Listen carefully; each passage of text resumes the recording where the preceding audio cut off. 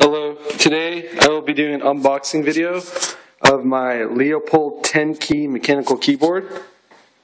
I have already ripped the tape off just because it would have been hard. I'm doing this with one hand. So as you see, when you open it, it comes with this little earth-aware thingy that protects it. Pretty cool. Comes in this bubble wrap. Pretty nice. And that's about it. There's the keyboard. Now let me open this. Has a little silver thing. Those things are annoying. Let me go in my knife drawer. It's a sharp knife. I'm going to cut it.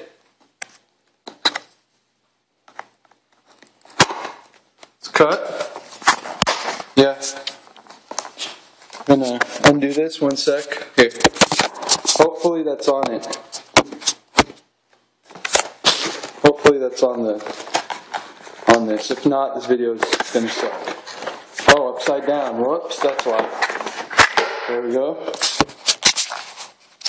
There's the keyboard. It's black, not white. Okay. Looks a lot like my old keyboard. Ooh, nice keys. It's heavy. Very heavy. And you take this plastic off. There's the keyboard. Now in here should be the USB. There it is. PS2 thing as well. What's on this side?